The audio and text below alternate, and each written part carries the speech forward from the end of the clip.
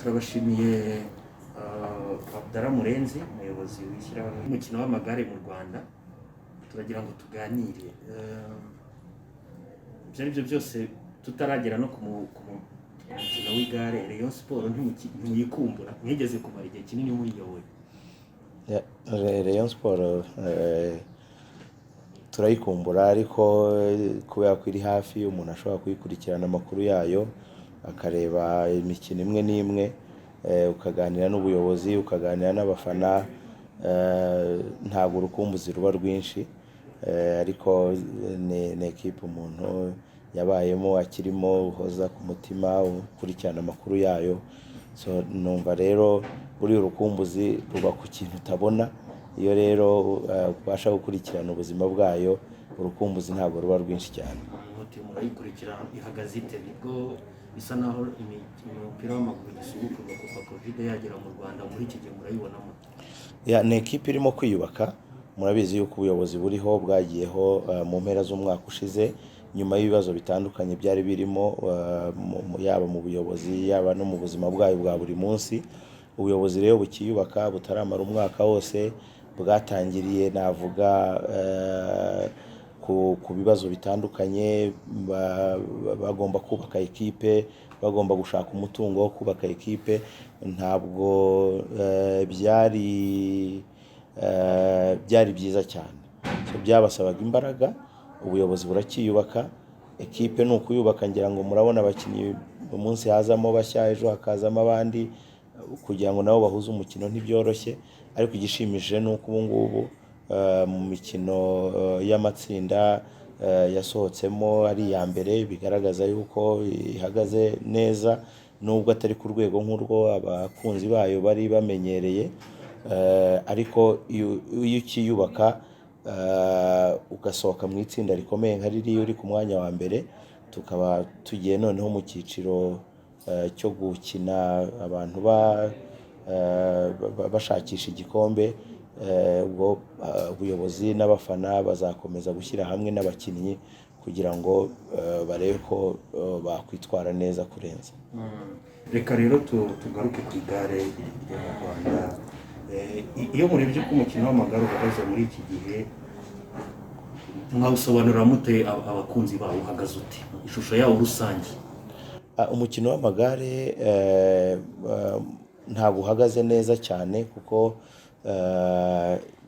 ibibazo nawo ni umukino mu myaka yashize wagize ibibazo ari no mpamvu habaye guhinduka k'ubuyobozi hakaza ubuyobozi bushya noneho tukijya mu buyobozi hahita haza covid ihagaritse imikino yose abantu ntibabasha kwitabira imikino uko byari biteganyijwe yaba imikino nafata nka shampiyona y'igihugu Rwanda Cycling Cup ntiyabaye abakinnyi bacu bakina hanze ntibabashije kujyayo ibyo rero bigenda bigabanya performance cyangwa se umusaruro w'abakinnyi ibyo twanabiboneye cyane muri Tour du Rwanda ubundi iheruka dushoje muri uyu mwaka wa 2021 Tour du Rwanda ni umukino twari dutangiye kwitwaramo neza kuko kuva wajya kuri 2.2 ukajya kuri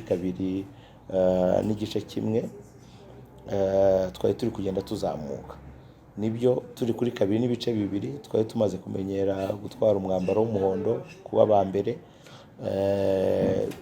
aho rero izamuriye intera umwaka wa mbere ntibyaba byiza cyane umwaka ushize twari dutangiye kuzamuka mu icumi wa mbere dufitemo abakinnyi babiri yemwe dufitemo n'umwanya wa kabiri noneho uyu mwaka bisubira inyuma ariko nizangaruka za Covid ko abakinnyi bacu batarabonye amasiganwa abatoza kuzasiganwa ku rwego nk'urwa Tour du Rwanda so umukino rero ntabwo uhagaze mu buryo twishimiye ariyo mpamvu turimo turakora ibishoboka byose ngo turebe aho ikibazo cyabaye noneho dutegure Tour du Rwanda itaha ariko n'ibindi bikorwa by'umukino bya siporo umukino w'amagare duteganya mu myaka iri imbere.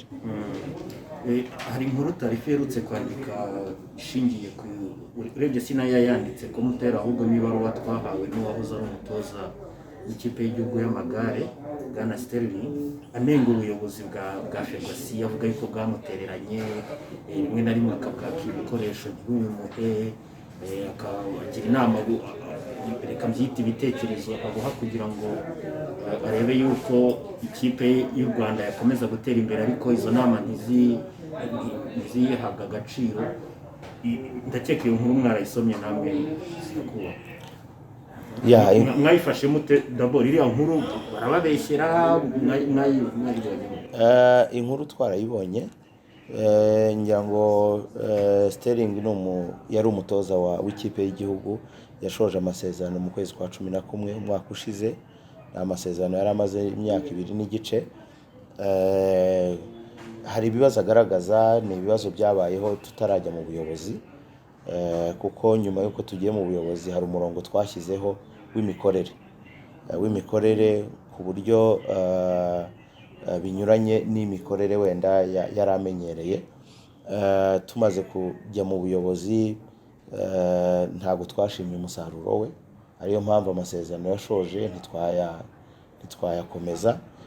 Kimwe mu mpamvu nuko umutoza dukeneye w'ikipe y'igihugu wahabwa amasezerano y'igihe kirekire ni umutoza ufite ubumenyi bwo ku rwego navuga rwo hejuru, ufite impamyabushobozi igaragara yo ku rwego rwo hejuru, ushobora kudufasha no gutoza abandi batoza, kuko ntitwifuza kuzagira umutoza akamara imyaka 2, 3, 5 atoza ikipe y'igihugu ariko nta bundi bumenyi bw'ibanze yasigiye mu banyarwanda, kuko ntituzamara imyaka 20, 30 dutegereje abatoza, buri gihe dufata abatoza b'abanyamahanga. Twifuza rero umutoza uzaza agahabwa amasezerano yo kuba yatoza ikipe y'igihugu n'andi mayikipe y'igihugu, ariko akazamura n'urwego rw'abatoza dufite b'abanyarwanda. Hari abari kuri nivo ya mbere akabashyira kuri nivo ya kabiri, bari kuri nivo ya kabiri akabashyira kuri nivo ya gatatu. Nubwo atari ubikora, ariko mu bunararibonye afite abasangiza ubumenyi butuma bashobora gukora amahugurwa yo kuri izo nivo zose, tukagira abatoza bari ku rwego rwo hejuru. Ntabwo rero twabibonagamo Sterling nk'uwabidufashamo, nayo mpamvu uwo mutoza dufite n'uw'agateganyo mu gihe turimo gushaka umutoza wo ku rwego twifuza rwo hejuru, cyane yuko turimo turitegura imikino ikomeye mu myaka iri imbere. Bikeneye yuko tuba dufite abatoza bari ku rwego rwo hejuru, atari umutoza wa ekipe y'igihugu gusa, kuko umutoza wa ekipe y'igihugu ahitamo abeza mu batojwe n'abandi batoza mu makarabu. Niko ngewe ntekereza. Ekipe nationale ntago mu myaka yashize umuntu yabaga ariho azi ko ngo ari umukinnyi wa Team Rwanda. Team Rwanda ni ekipe nationale, ni ekipe ihuza abeza mu bandi. Tukwiye kuba dufite amakarabu nk'uko dufite amakarabu 10 yose akaba ahatana, tugakina Rwanda Cycling Cup, tugakina andi masiganwa, umutoza agahitamo bandi beza muri buri club. Icyo gihe rero abo beza ahitamo batojwe n'abandi beza. Tukwiye kugira abatoza benshi beza, batoza abeza bagahitamo na wa wundi uri umutoza w'ikipe y'igihugu, ariko abo beza kubategura n'umutoza w'igihugu agomba kuba afite urwego rubafasha no kuzamura ubwo bwiza tubakeneyemo. Sterling rero duseje amasezerano, na mbere yaho hari ibibazo yagiye agaragaza, imishahara yatindaga, ibirarane yari afitiwe, amasezerano yamugeneraga ibihe by'ibiruhuko. Tugiye mu buyobozi ibirarane yari afite byose twarabyishyuye. Ikibazo yagaragazaga yuko tutamuhembera ku gihe, tubishyira ku murongo, agahemberwa ku gihe, ibyo yagenerwaga nk'umutoza akabihabwa nk'uko amasezerano yabiteganyaga. Ikibazo rero yagaragaje ibibazo nka 2. Icya mbere ni ibyo agombwa na federasiyo. Ibyo agombwa na federasiyo, tugeze muri federasiyo twaraganiriye, ndamutega amatwi, agaragaza ibikoresho yagiye agurira ekipe nationale. Noneho mbaza abo nasanze mu bakoraga. Ubundi umutoza ntabwo ari ugurira equipe nationale. Equipe nationale ifite uburyo ibaho, ikagira ingengo y'imari. Ingengo y'imari dukoresha imwe ituruka muri ministeri, indi igaturuka muri federation. Ni gute umuntu ashobora kwicara agakora komande y'amagare y'abakinnyi, y'inkweto z'abakinnyi n'ibindi nkabyo, kuko ariyo mikorere wenda yari amenyereye. Ibyo twabishyizeho akadomo, turavuga tuti umutoza niba ufite ibikoresho ushaka gusabira ikipe y'igihugu, kora request, ubusabe buce kuri directeur technique, buze kuri secretariat general, babisuzume, bakore contact zaho bigomba guturuka. Ntago umutoza ari we ukora procurement process ngo ajye kuvugana n'abohereza ibikoresho. Dufite procurement committee muri federation, komite ishinzwe iby'amasoko. Iyo ushaka equipe nationale ikeneye ibikoresho, wenda tuvuge amagare, amapiyesi y'amagare, bicamo aho ngaho. Iyo ari ibyo dushobora kubona hano bigashakishwa, iyo ari ibyo dushobora kubona hanze, ko hari ibyo tutabona hano dushaka hanze, tugashaka umufatanyabikorwa wabituzanira, ariko biciye mu muyoboro wo gutanga bondo commande, tukabona fagitire tukishyura. Icyo twakoze rero, namusabye cyangwa se twamusabye yuko aduha ibigaragaza ibikoresho uburyo byaguzwe. Uravuga ngo waguze power meters, buriya bwuma bupima imbaraga z'umukinnyi igihe arimo gukina, waguze inkweto, waguze ibyongerera imbaraga abakinnyi. Twereke wabiguze hehe, fagitire yari amafaranga angahe, ese uwapuruva icyo kintu ninde, cyangwa uwemeje icyo kintu ninde, ese bije byakiriwe nande. Kuko ari amafaranga, uriya mutungo ducunga n'uwa leta, ni amafaranga duhabwa na ministeri, aturuka muri minekofine, akaba yaturutse mu misoro n'imbaraga z'abanyarwanda. Dukwiriye rero kuba dufite ibyangombwa byose bigaragaza uburyo ayo mafaranga yakoreshejwe, kuko dukorerwa audit. Ukora audit rero ejo kuzaza kuvuga ngo igikoresho cyaguzwe n'umutoza, abanza kwibaza ati ese umutoza agurira igikoresho gute federation? Twemere ko yaba yaranakiguze. Ibyo byose umugambi ari ukugira ngo nimumara kubona ibyo ngibyo abahaye, mukareba niba inzira byaciyemo ifite impapuro ibyemeza, mu mwishyura, tukamwishyura rwose. Mwibaruwa yaratwandikiye, na avoka waratwandikira, natwe turamusubiza tumubwira tuti tuzanire inyemezabuguzi, tuzanire impapuro zigaragaza aho ibintu byakiriwe, kuko twari dufite ikibazo cyo kuvuga ngo ariko ubundi igikoresho kije kiba ari ikipe y'igihugu. Kumbwira ngo narakizanye ngihe umukinnyi uyu munsi Murenzi ashobora kuba ari umukinnyi w'ikipe y'igihugu, ejo muri rundi rushanwa ntazagira amahirwe yo gutoranywa kubera ko wenda performance cyangwa adahagaze neza. Iyo igikoresho kiguzwe, niba ari igare rigira aho ribikwa, niba ari ibikoresho bitandukanye bigira aho bibikwa, imyambaro y'ikipe y'igihugu igira aho ibikwa, ku buryo uyu munsi ni Murenzi wayikoresheje ko yahamagawe, ejo bizakoreshwa na Eric cyangwa na Jean Claude nawe wahamagawe. Nuko ibikoresho by'ikipe y'igihugu bikoreshwa. So tumusaba rero ibyo byangombwa, dutegereje ko abitugezaho, yabitugezaho, tukareba ibyujuje process, tukamwishyura. Kugeza ubu niko bihagaze. Mu nkuru numvise avuga yuko yabivuganye n'uwitwa Ruben ni umuyobozi w'ikiriya kigo cyacu kimusanze, aho equipe nationale Tour du Rwanda yitoreza n'ibikoresho bibikwa. Amaze kubigaragaza, ngo we yagaragaza ko ari miliyoni hafi enye eshatu zigera hafi enye. Dusaba report umukozi wacu ushinzwe gukurikirana kiriya kigo ari naho Tour du Rwanda.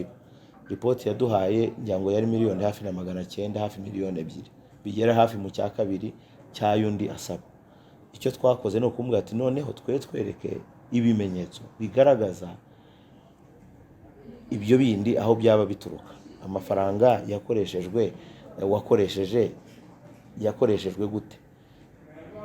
Niba wari ushinzwe kukubwira ngo gura ibi ngibi, agaragaza ibi, wowe ukagaragaza ibindi, twakwiye kumenya ngo andi mabwiriza wayahawe nande, wemerewe nande kuba wajya kugura ibikoresho runaka.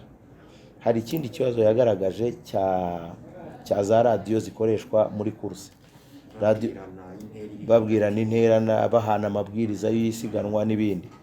Nibyo koko radiyo zaraje, icya mbere kuzigura ntabwo twigeze tubiganira, kuko icyo ntabwo ari ikintu kibi yakoze, ntabwo ari kibi, ni cyiza cyane. Ariko buriya icyiza cyose kigira inzira kinyuramo. Ushobora gutekereza kugira umugambi mwiza n'inzira nziza, ariko inzira wabinyujijemo ikagira bariyeri, ari naho haje kuza ikibazo cya bariyeri. Kuko izo radiyo zaraje zigera ku kibuga cy'indege, abashinzwe kureba iby'itumanaho basanga fréquence cyangwa imiterere yazo atari radiyo zisanzwe zikoreshwa navuga za gisivile kuko bagira ibipimo y'uburyo bigaragaza ngo iri tumanaho rigenewe abasivile, rikenewe izindi nzego. So bamaze rero rura irabisura isanga iryo tumanaho ari itumanaho rirenze itumanaho rikoreshwa mu magare, kuko n'ubu dufite ama ekipe mu minsi yashize yaba Benediction, izi ekipe zindi zaje muri Tour zizana amaradiyo akahagera, tukatwara abantu barura basanga ari amaradiyo yagenewe gukoreshwa n'abasivile mu itumanaho, bakayarekura rwose agakoreshwa, bazajya gusubirayo tukayasubizayo, kubera ko nayo agomba kubikwa mu buryo bwa sekirite kugira ngo akoreshwe icyo yazaniwe mu mukino, ntakoreshwe mu bindi bikorwa binyuranye n'umukino. Usanze radiyo zirenze urwego rw'abayobozi, zirenze urwego rukoreshwa mu mukino w'amagare. Noneho ubwo icyo rero rura yadusabye na kuri airport aho zari ziri, ni uko radiyo zisubizwayo aho zaguzwe, zigahindurwa hakazanwa radiyo zigendanye n'umukino w'igare ku bakinnyi b'amagare. Ibyo rero babitubwiye twabimenyesheje Sterling, kuko Sterling abizana ntabwo ari federasiyo yakoze komande. Icyo gihe si federasiyo yo guhamagara aho twabiguze, kuko aho byaguzwe ntabwo ari twe twabiguze, ntabwo batuzi.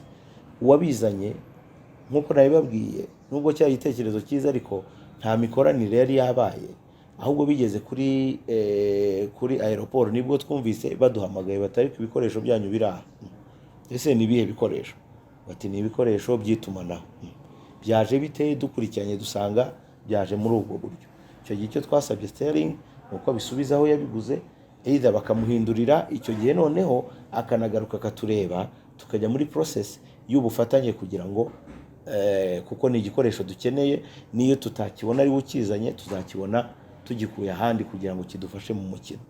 Icyo rero nacyo abanyarwanda numvise ari yabigaragaje, agaragaza ko rura ari ifite ikibazo cyangwa federasiyo, ariko ikibazo ni uko giteye mu makuru nyayo cyangwa se mu makuru y'impamo yacyo.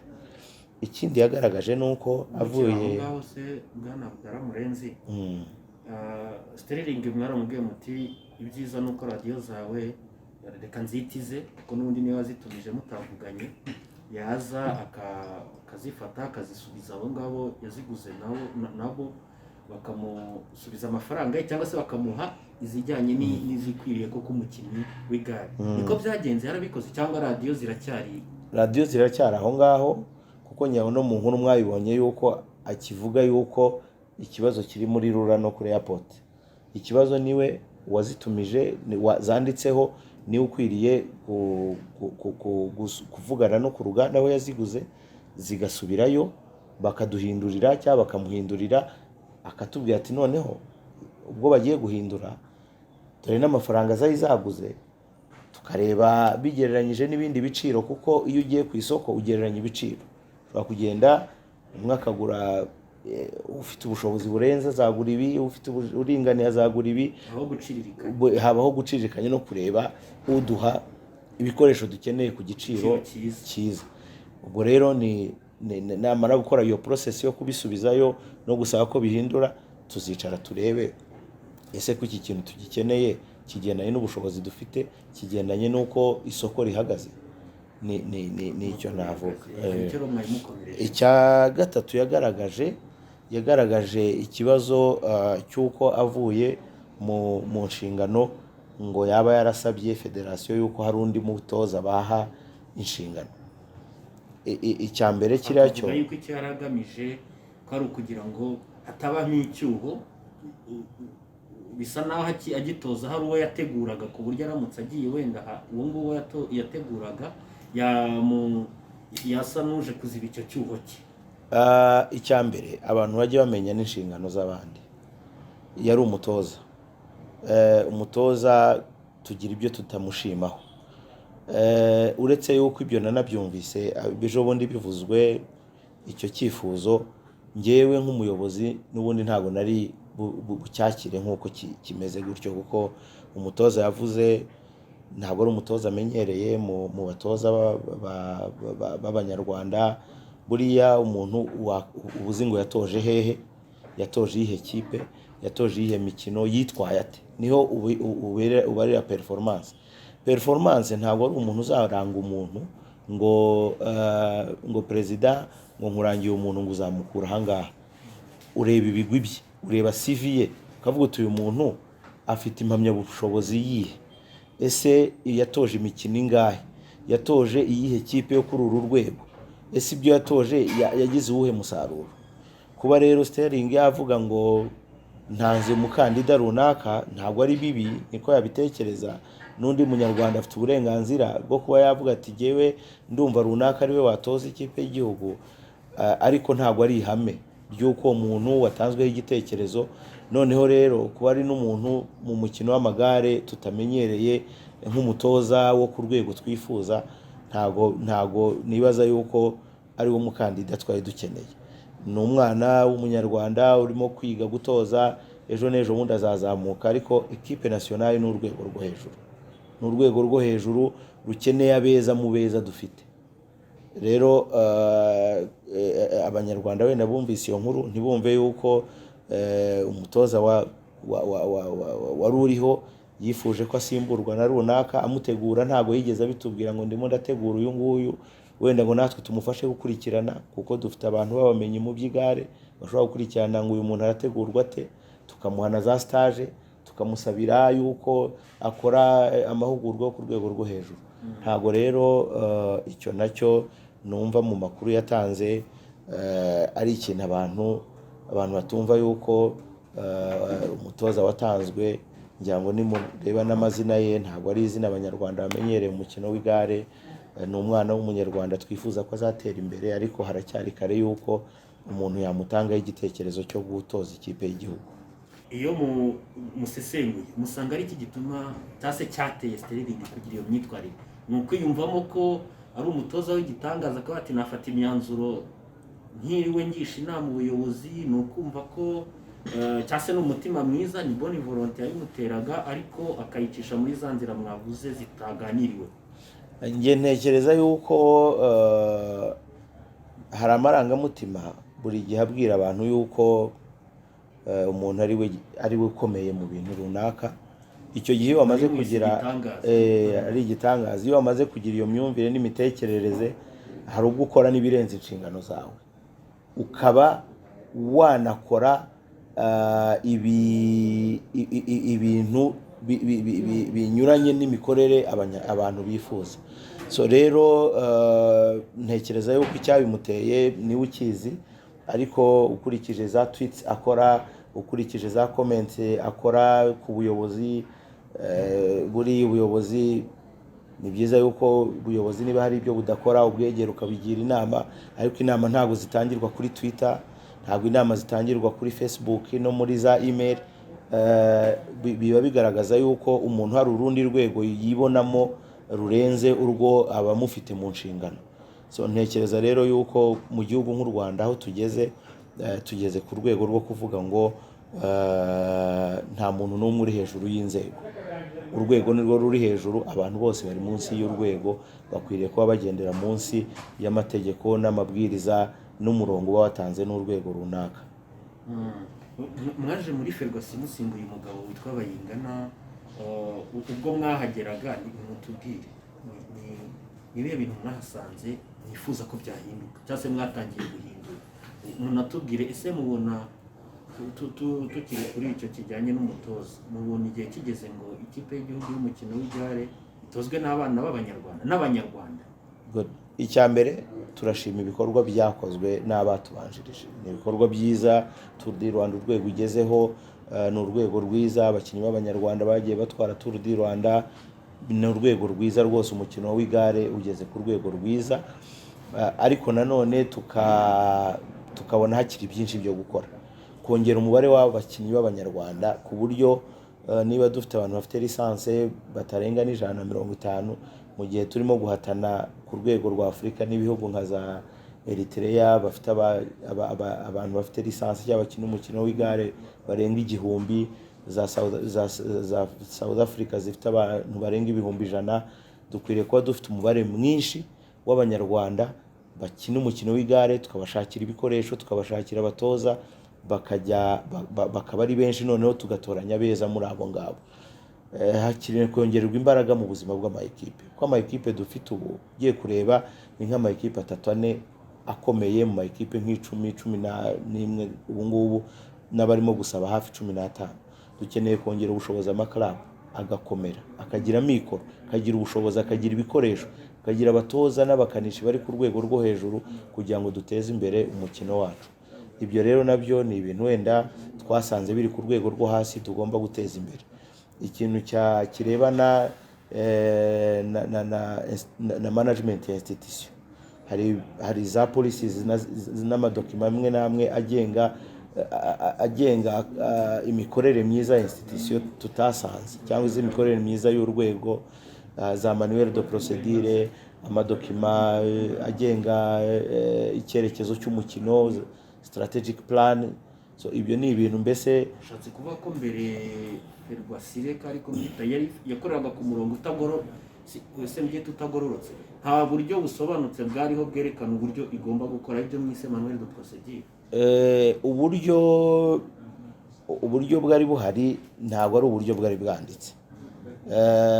Nta dokima ivuga ngo ese umuntu yinjira mu nshingano ate, umukozi yarokiritwa ate, perezida agenerwa ibiki, komite ihabwa ibiki, ese akanama k'amasoko na kamera gate, kagengwa n'iki, gafite ubuhe bushobozi. Ibyo byose nta byari bihari, byavugirwaga mu cyuka, byari mu mikorere abantu babifite, ariko uwabyishe udashobora kumwegera ngo umubaze utariko ko wahawe ikintu runaka, igikoresho runaka, urwego rubikwemerera n'uruhe, ese wujuje form yo gusohora, ari nabyo nyine bya sterling, ese uwemerewe kugura ikintu ninde, abisaba nde, yemererwa nande. Ibyo byose nta byari bihari. So twagombaga rero hari za dokima twasanze barateguye zihari ariko zidakoreshwa, zitari approved. Ngo twahise dukora ibishoboka, inzego zibishinzwe zirabyemeza, bitangira gukoreshwa ku buryo ubu ngubu uwari wese waba uzi ngo perezida SN yari muri federation ahabate, agenerwa ibiki, yitabiriye inama ahabwa iki, ese umutoza iki, ese niba dushatse kugura amagare bica kuri nde, bica hehe, niba dushatse kugura imyambaro y'ikipe y'igihugu ubyemeza ninde, inama, akanama k'amasoko n'ibindi bitandukanye. Ikindi ni strategic plan, nayo twasanze ari dokima yateguwe ariko iraho itaremezwa, cyangwa ni gahunda y'ibikorwa y'igihe kirekire. So ubwo rero ayo madokima rero ni amadokima yibanze cyane mu mikorere y'urwego. Niyo mpamvu n'igihugu gifite vision 2020, ikagira IDPRS ya mbere, ya kabiri NST1, ni 2050. Ubwo ndavuga nyine uko uruhererekane rwagiye ruva kuri kimwe rujya ku kindi. Izo dokima rero ni dokima ziha urwego ngo dore uraha, mu gihe runaka uzaba ugeze aha, urifuza kugera aha ngaha gutya. Noneho za manuel de procedure ziravuga ngo uzahagira ute, hakorwa ibiki kugira ngo ubashe kuhagera neza. Nta zari zihari, nta dokima zari zihari za polisi zigenga ngo imirongo ngenderwaho umwana ukina igare akina ate. ese agenerwa ibiki, arindwa ate, ese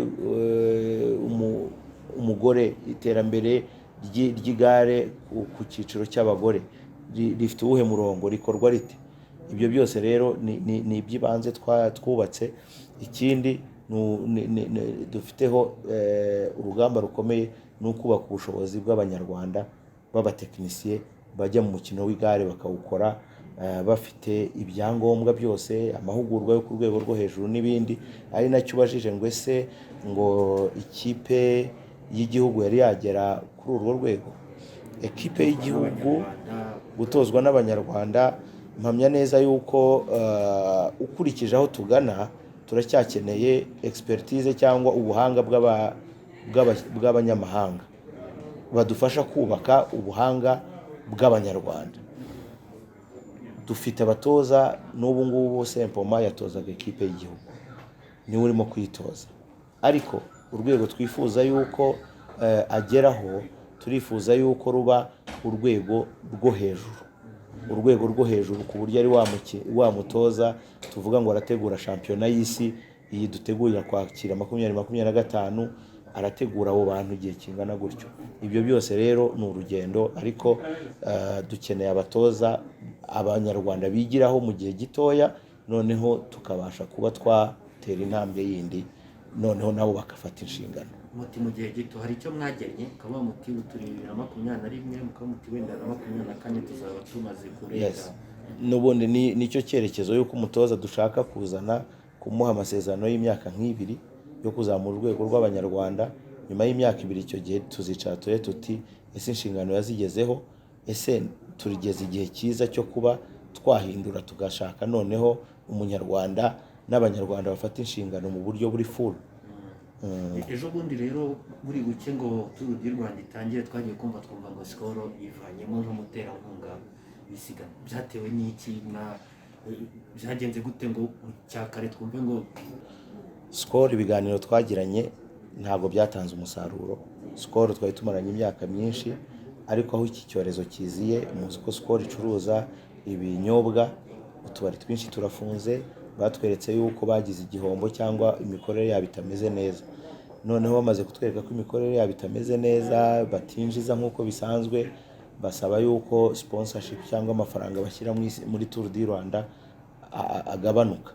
Ariko ikigero bagaragazaga ko agabanukaho kuva kuri miliyoni 82 ugatanga miliyoni 4,700 hafi 5, twabonaga atari rwo rwego Tour du Rwanda iriho. Tubasaba yuko bagabanya byibura bikagera kuri hagati ya 15 na 20%, ko natwe twarabibonaga yuko business yabaye affected cyangwa yagizweho ingaruka na covid. So mu biganiro twagiranye rero ntabwo bemeye icyo cyifuzo cyacu, bahitamo kutwandikira ibaruwa igaragaza yuko nta visibility cyangwa nta kugaragara ko ibikorwa bakora muri Tour du Rwanda, bityo bavuye mu masezerano. Bakivamo rero Bralirwa nayikora nka mukeba yahise ibona yuko hari inyungu ifite mu gukorana natwe, iratwegera ugatese twakorana.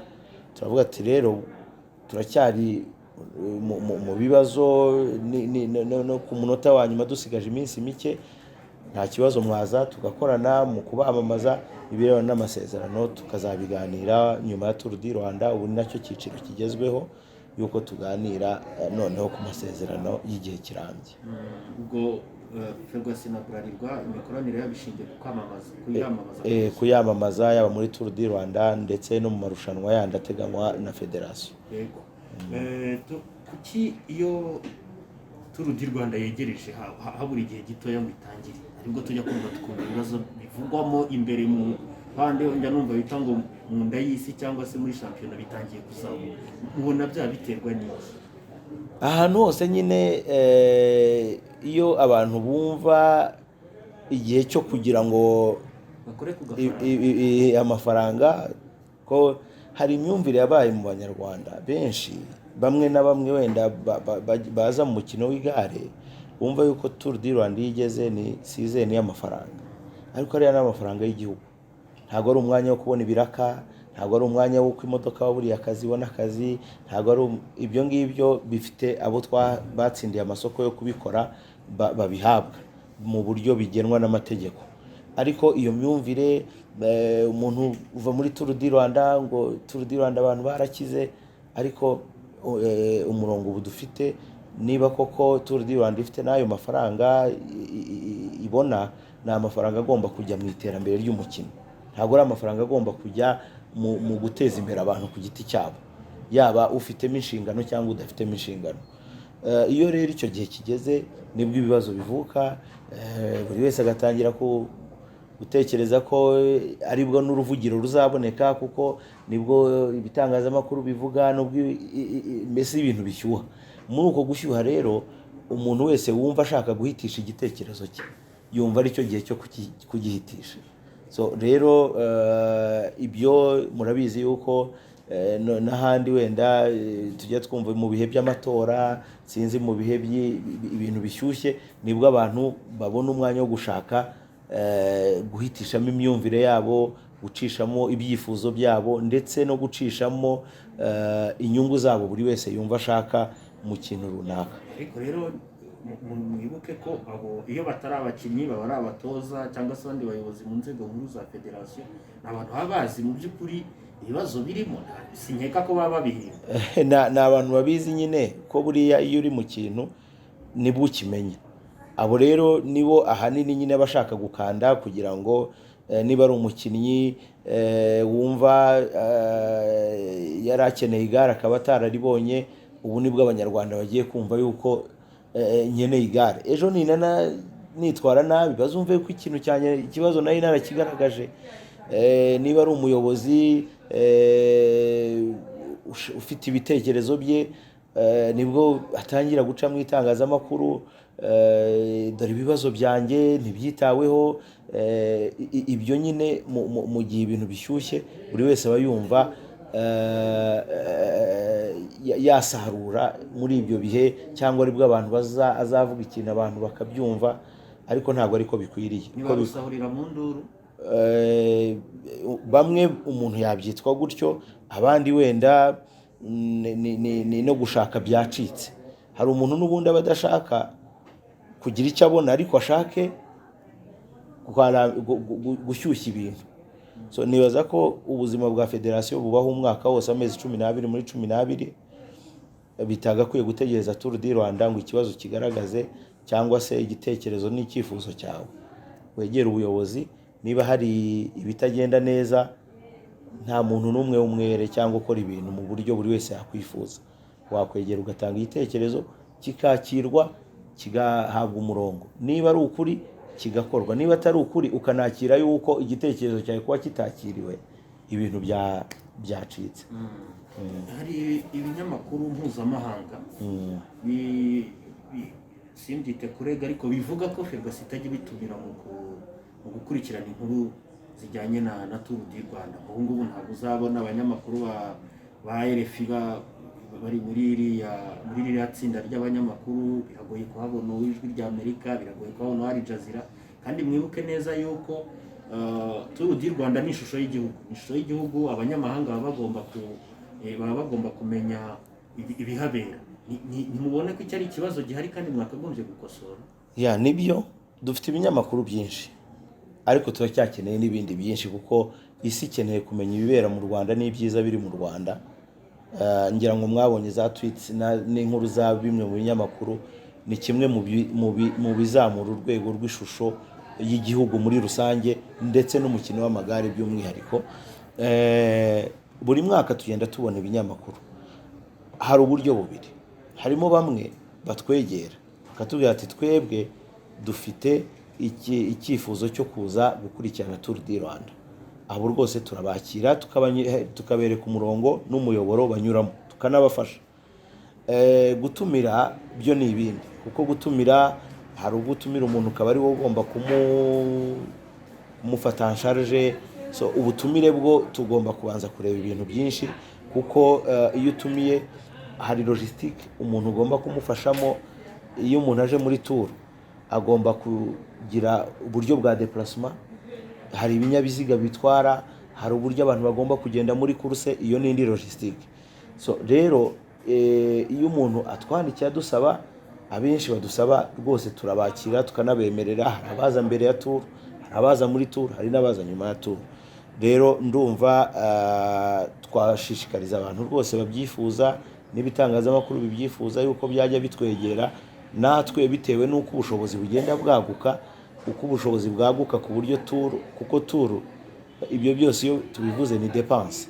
So tugenda rero tureba uko ubushobozi buboneka. Nk'uyu mwaka twagabanyije itangazamakuru kubera covid, umubare w'abantu bagomba kugenda muri babo, kuriya ducungira abantu umutekano w'ubuzima, iriya babo abantu bagenderamo, hari umubare wagomba kujyamo. Muzi ko twakoreshaga abanyamakuru bagera hafi 30, ubu twakoresheje abatarenga 16, kuko imibare igenda igabanuka bitewe n'uburyo bwo kwirinda icyorezo cya covid.